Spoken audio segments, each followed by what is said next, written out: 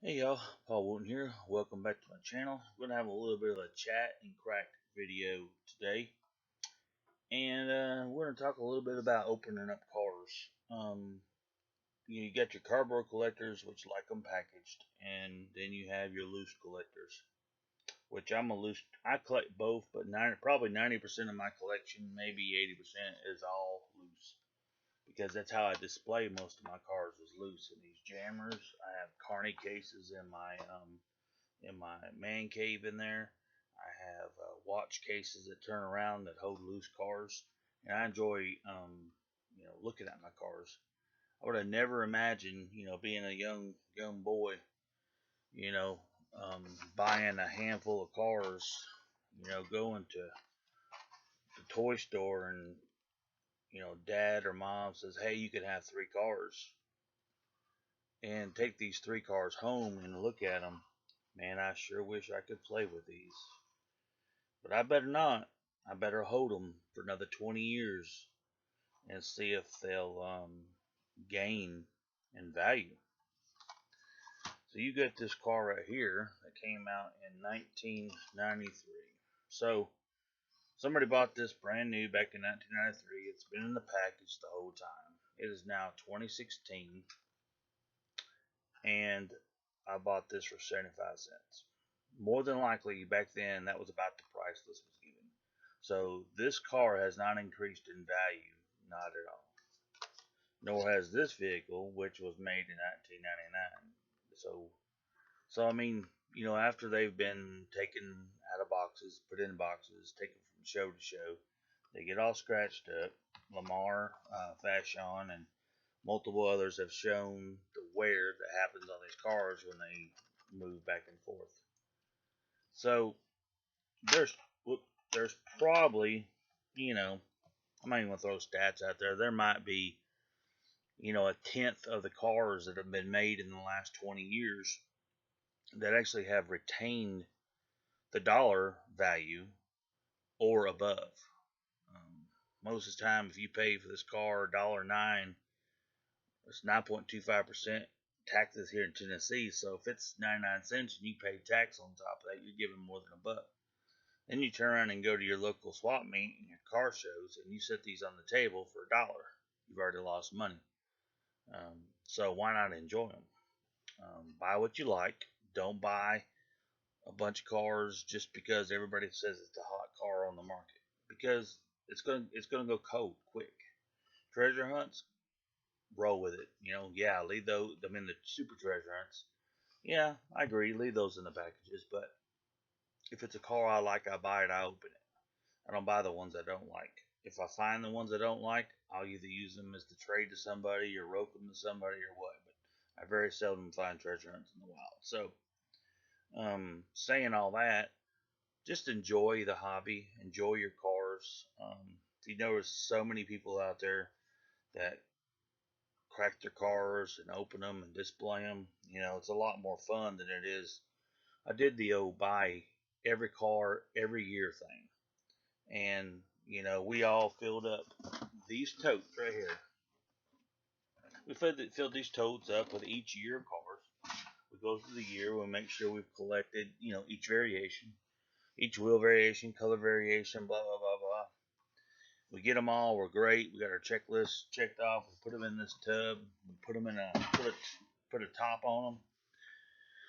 It's a time capsule. We have put them away. We're done. We're ready for the next year, starting with card number one. We do it every year. I did that for 5, 6 years, and it just got to the point. Why? I just kept stacking up the totes. And it's like, no, this has got to happen. And about that same time, I needed, I had I needed to sell some stuff, so I did. But I really didn't make much money on them. When I sold them in bulk, a lot of them I had to sell them for 50 cents a piece, to get somebody to buy them all. So, just don't overbuy. I mean, buy what you like. I mean, I buy a lot of the same castings for future customs. I started out doing corporate stuff where I would take a pickup truck or a van and I would put a company name, heating and air conditioning company, supply house, a plumbing company. That's kind of how my customizing kind of started out. So whenever I find trucks like these for a buck or less, I pick them up because so many companies drive around in a utility bed truck with a rack on it, and you put a logo on it, and it's awesome. Um, Same goes with uh, well, this may not be a good example, but a box truck like this, take it, put a logo on the back of it of a company, and it's all cool. Muscle cars is something I love. Wagons I love. I buy way too many of them. Um, so that's the yakking part of this thing. Now we're gonna crack some of these Matchbox. So you made it to this point. Now it's fun time. So we got this harvester, which is pretty awesome. It's old school. It's got the old school wheels on it, which doesn't even roll very well. I'll have to loosen that up. So these are all awesome. Very cool pieces. So enjoy them. If you can't enjoy them, don't buy them. This old modified racer here, very cool. Gotta open it. See, it's got rub marks on it now. So I mean, yeah, if you don't open it up in the first couple of years, you might as well leave it in the package because after that, it's gonna be just something to give a kid to play with and do nothing else with. I'm looking for a place to set all this stuff so don't roll off the table. I like these old 4x4 Forerunners. This is the green one. This came out in 2011ish. Pretty cool piece. My trash bag over here. I just cleaned up the floor.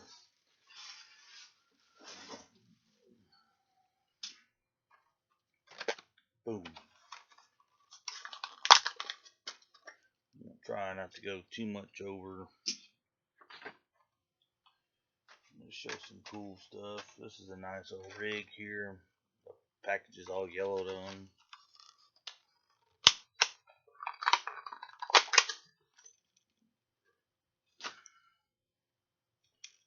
Plenty of extra trailers to put with that. I love my 18 wheelers. I just all of a sudden I decided to start collecting this piece here. This Matchbox Prospector. It's kind of cool. Wish it wasn't plastic, but that's just another thing. I mean, you put these in a time capsule, and 20 years later, somebody opens it up, and they find all plastic die-cast cars. Die-cast is metal, right? That's what I always thought too.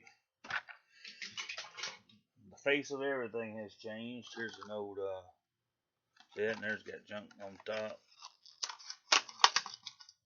Nice old cottony cab. I love that casting too. The Centron. Love this little. I consider it kind of a wagon maybe, but it's still a pretty cool piece, which ain't the best. It didn't hold up real well, from what I understand, but it's still pretty cool to me. Got another van I was missing, Chevy van. Missing way more of these than I thought I was. I got most of the 4x4s. Check out Jeff Hill if you like vans that he's got. A lot of those vans. I like emergency vehicles. Another plastic model. Metal base, plastic body. What else can I open here? Oh, we got another medic here.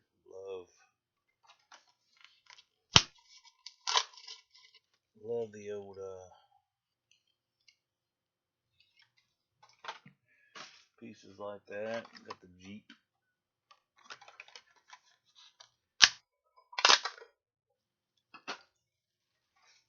Whoops. My bag's falling. Bag's falling to pieces here. Very cool Jeep. I'm going to show just a couple more here. Here's an oldie but goodie. This one came out in 1990. And it cost 99 cents back in the day, and I paid 75 cents in it today. Got a nice background on it, pretty cool. But it's a Buick LeSabre.